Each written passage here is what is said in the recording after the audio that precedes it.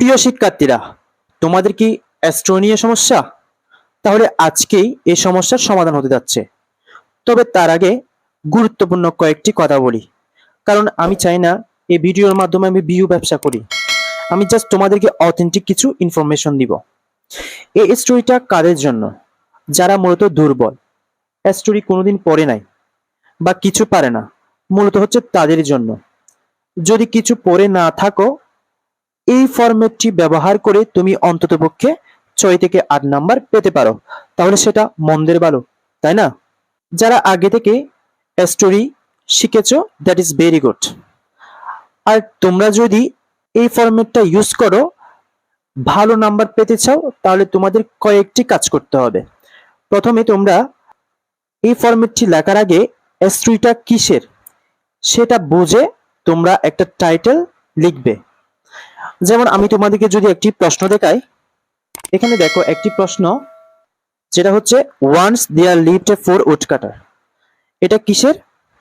এটা পড়ে একটু পরে আমরা বুঝতে পারি এটা হচ্ছে an honest would cutter and a beautiful পরি। এটাই হচ্ছে উপরের টাইটেল। এটা তোমাদেরকে আগে দিতে হবে, সেটা আমরা এখানে টাইটেলের মধ্যে দিব।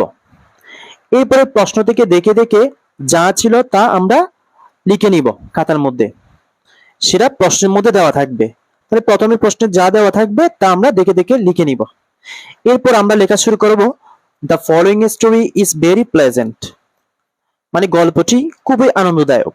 ইন দিস স্টোরি, এ গল্পে, there is one situation in which character who is chief figure in the story, মানে এই গল্পের মধ্যে একটা পরিস্থিতি যেটি একটি প্রধান বৈশিষ্ট্য কাজ করে। As we come to know through this story, এই গল্পের মধ্যে আমরা জানতে পারি, here is suspense what makes to a story entertaining, মানে কি ধরনের গল্পটা আমাদের এন্টারটেইনিং করে। The story based on a situation, গল্পটি একটি পরিস্থিতির উপর ভিত্তি করে, which is related to human life, যেটি মানব জীবনের সাথে সম্পর্কিত। There is some point below the story, নিচে গল্পের কিছু পয়েন্টস দেওয়া হলো। অল পয়েন্টস আর এসেনশিয়াল, সব পয়েন্ট গুরুত্বপূর্ণ। তারপর তোমরা যেখানে স্টোরি একটা শিরোনাম দিবে, অর্থাৎ স্টোরির নামটা এখানে লিখতে হবে। তারপর লিখতে হবে প্লেড আউটস্ট্যান্ডিং রোল, মানে এটি অসাধারণ ভূমিকা রাখে। যদি গল্পটি কোনো পুরুষবাচক হয় বা কোনো মেয়ে হয়, তাহলে পুরুষের জন্য হি, মহিলার জন্য she. He or she was highlighted as hero অথবা হিরোইন। যদি পুরুষ হয় তাহলে হিরো, আর যদি মহিলা হয় হিরোইন। অফ স্টোরি নেম, তাহলে আবার স্টোরির নামটা দিতে হবে এখানে। এরপর তোমাদের কাজ হবে, যদি পারো তোমরা কয়েকটি লাইন এখানে লিখবে। এই জন্য আমি তোমাদের পরামর্শ দিব, তোমরা বোর্ড প্রশ্ন আসা সকল স্টোরি পড়ে নাও, একবার হলে অন্তত পক্ষে পড়ে নাও। সবখান থেকে কয়েকটা লাইন একটু মুখস্থ করে নাও, তারপর এখানে কয়েকটি লাইন লিখে দিবে। এরপর there are many interesting characters in this story. The above story really interesting and educational for us.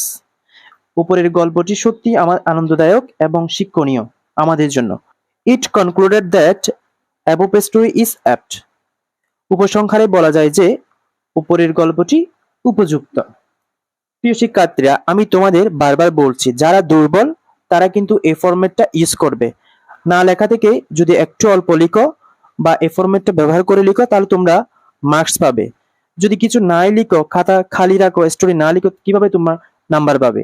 এই জন্য আমি তোমাদের পরামর্শ দিব, এই ফরম্যাট ইউজ করবে কারা? যারা একদম দুর্বল, কখনো স্টোরি পড়ো নাই তারা। এবং সাথে সাথে মেন ইম্পর্টেন্ট পার্ট হচ্ছে টাইটেলটা লেখা। কারণ তোমরা টাইটেলটা সুন্দর করে লিখবে, এজন্য বোর্ডে আসা প্রতিটি স্টোরি তোমরা পড়ে নিবে।